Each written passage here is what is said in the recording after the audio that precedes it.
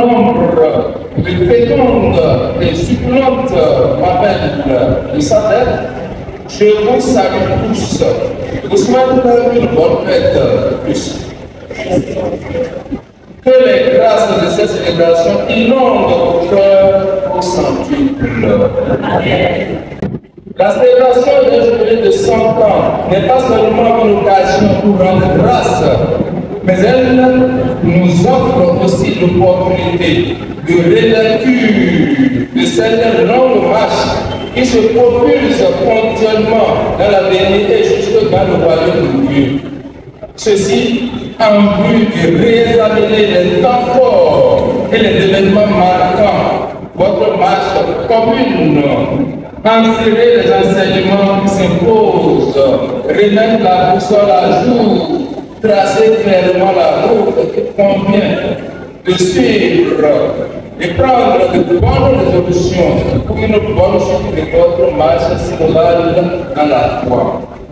100 ans de marche dans la foi du peuple chacun se sont déjà écoulés. Quelle merveille!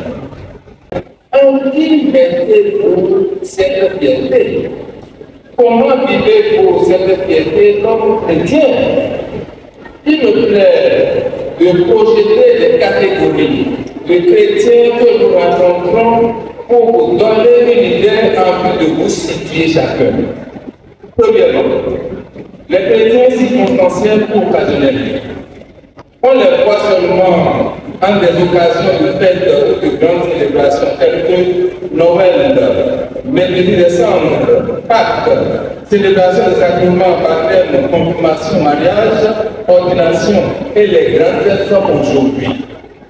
Deuxièmement, les chrétiens ambivalents. Ils sont des chasseurs de bonheur, de miracles, d'illumination et par conséquent s'emploient à mélanger la foi et l'obscurantisme. Ce sont des chrétiens communément désignés syncrétistes, ceux qui sacrifient aux forces de la nuit. Troisièmement, les chrétiens de fait. Ils se disent chrétiens par le baptême, mais ne se sentent pas obligés de pratiquer la foi authentique et par conséquent ne s'engagent en rien dans leur communauté paroissiale. Ce sont des chrétiens qui désertent le lieu des combats spirituels ayant perdu cœur. Quatrièmement, les chrétiens sans foi ni loi. Et ça, je sais qu'il y en a beaucoup dans notre pays. Ils se disent chrétiens et en sont fiers, mais devant le pouvoir, l'argent, les honneurs de ce monde, ils nient Dieu, trahissent leur foi, prenant la mort au lieu de la vie, car ils ont oublié qu'ils sont chrétiens. Ce sont des chrétiens mercenaires. Et enfin, cinquièmement, des chrétiens qui sont convaincus, fidèles à la pratique de la foi en un Dieu unique. Ils sont prêts à tout, même jusqu'à la mort. Ils sont de vrais témoins de l'Évangile. Ils sont des hommes et des femmes, enfants et adultes convaincus et que rien ne peut vaincre. Leur foi reste active et vivante jusqu'au bout de leur vie.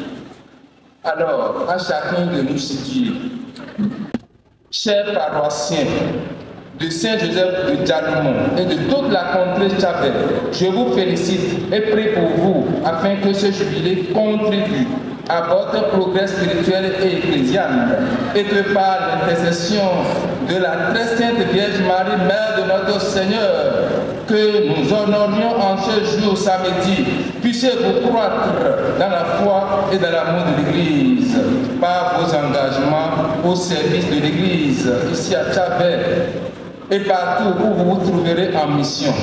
Que Saint Joseph, patron de cette paroisse, veille sur tous et chacun. Le Seigneur soit avec vous. Et joyeuse Pâques à vous tous.